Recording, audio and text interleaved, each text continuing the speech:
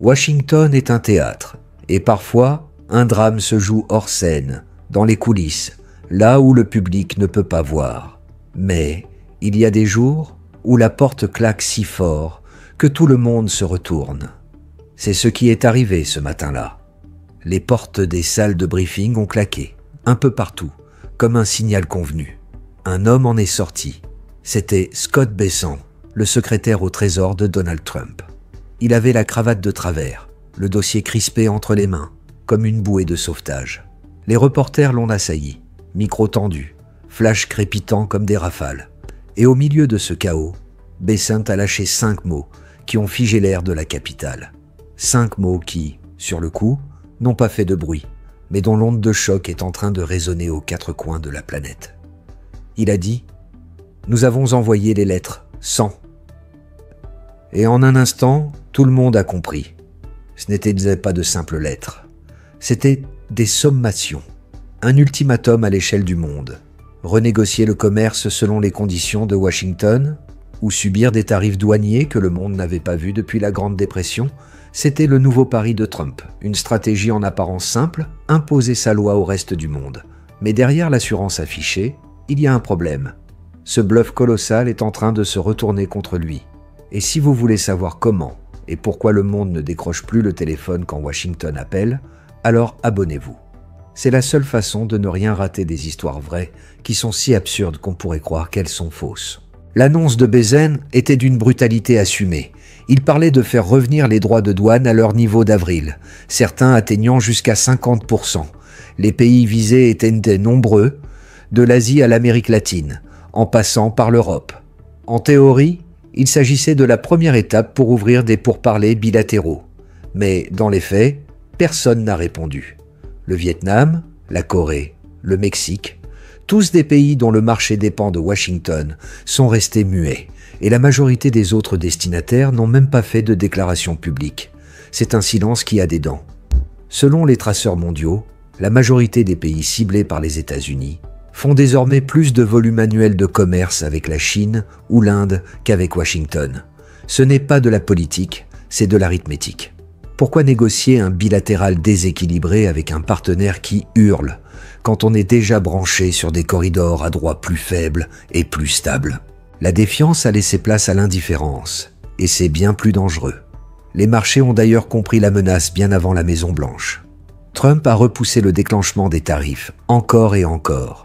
Mais l'indice S&P 500 a tout de même perdu plus de 2% en une seule séance. Pourquoi ? Pas à cause des tarifs eux-mêmes, mais à cause du chaos qui entoure cette politique. Un chaos amplifié par une expansion fiscale massive de 3 400 milliards de dollars, votée quelques semaines plus tôt, qui fait craindre une inflation incontrôlable.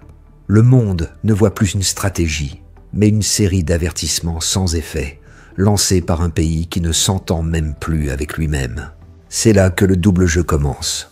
Pendant que les États-Unis brandissent l'épouvantail des tarifs douaniers, une autre menace bien plus subtile est brandie, celle des BRICS. La nouvelle directive de Trump prévoit une pénalité automatique de 10% sur tout pays jugé aligné sur une politique anti-américaine des BRICS. Sauf que le terme anti-américain n'est pas défini. Est-ce que cela veut dire que l'Allemagne, pourtant un allié de l'OTAN, pourrait être sanctionnée pour avoir réglé des échanges en yuan avec la Chine? Le Brésil pourrait subir une double taxation pour sa participation à un programme de réserve des BRICS qui n'est même pas encore lancé. C'est comme jouer au poker avec une carte blanche en guise de joker. Personne ne sait ce qu'elle représente, mais tout le monde sait que le joueur d'en face peut l'utiliser à tout moment. Imaginez, les États-Unis, le pays qui nous a appris pendant des décennies que le libre-échange était la seule voie, sont désormais les premiers à punir ceux qui osent en sortir, même un tout petit peu. C'est comme si le père de famille qui a inventé la règle du jeu se mettait à l'utiliser pour taxer ses propres enfants à chaque fois qu'ils sortent du carré de sable. Et c'est là que notre appel à l'action prend tout son sens. Si cette vidéo vous intrigue et que vous ne voulez pas rater la suite, vous pouvez, si vous le souhaitez, non pas juste vous abonner, mais envoyer un signal. Comme Bessent a envoyé ses lettres 100. Sauf que le nôtre est gratuit, plus efficace et surtout, il ne vous coûte aucun droit de douane. Cliquez sur le bouton d'abonnement et la cloche pour la notification. C'est un ultimatum à la tyrannie de l'algorithme YouTube. Mais l'ironie la plus savoureuse, c'est que ce sont les États-Unis eux-mêmes qui ont créé les outils qui se retournent aujourd'hui contre eux. Ils ont écrit les règles de l'ordre commercial mondial, fondé l'OMC, le FMI, le système de paiement SWIFT. C'est eux qui ont promu l'interdépendance.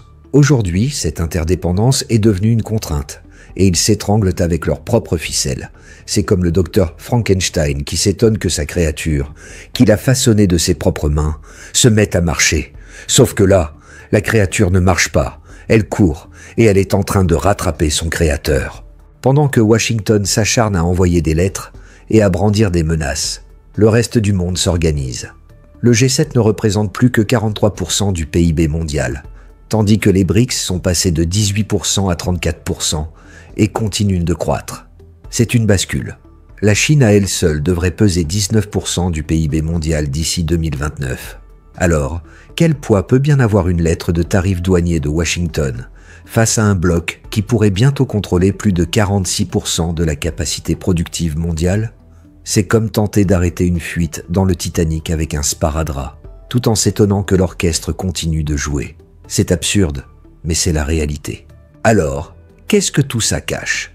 Une chose simple, les États-Unis sont pris à leur propre piège. Ils dépendent chaque année de plus de 300 milliards de dollars de biens étrangers. Certes, les tarifs de baissant peuvent serrer la vis aux exportateurs étrangers, mais ils feront aussi saigner les producteurs américains, qui devront payer plus cher pour leurs intrants. C'est la logique même d'une économie mondiale interconnectée. Mais plus encore, les représailles ne sont plus théoriques. Rien qu'en 2024, le commerce entre la Chine et les BRICS a atteint 650 milliards de dollars, en hausse de plus de 5% sur un an. Et d'un seul ordre exécutif, Trump est en train de pousser ses propres alliés à se réorienter vers les BRICS. C'est un virage qui, une fois pris, est difficile de défaire. Et c'est déjà en cours. Plus de 37 pays ont officialisé des règlements en yuan depuis 2023.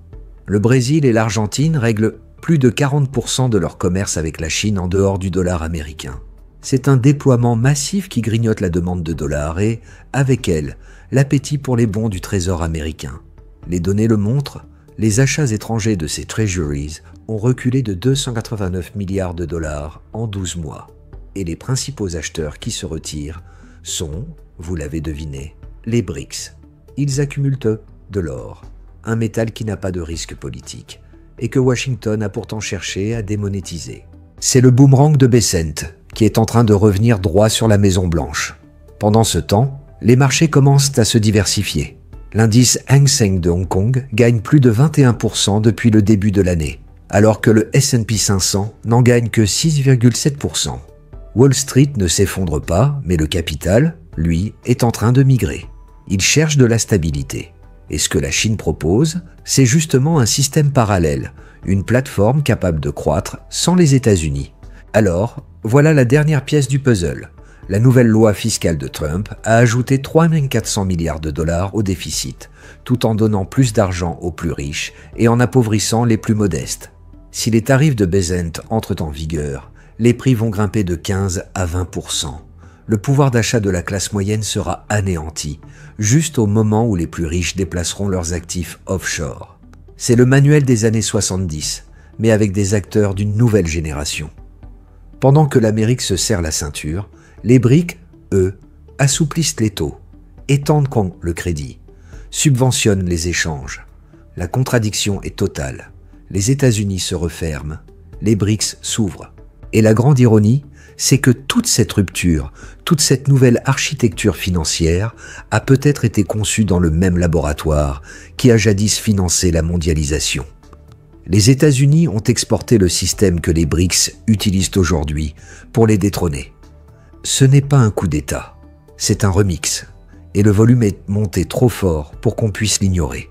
Si les États-Unis continuent de menacer plutôt que de concurrencer, ce ne sont pas les tarifs qui les isoleront, ce sera la gravité. C'est la loi de la physique appliquée à l'économie. Les BRICS vont-ils reculer? Trump va-t-il recalibrer? Ou assistons-nous à la fracture finale de l'ancien monde commercial? Dites-nous ce que vous en pensez en commentaire. Et si vous voulez continuer d'explorer ce monde qui déraille, abonnez-vous et regardez la vidéo qui s'affiche maintenant à l'écran. Vous allez voir, elle est encore plus absurde que celle-ci.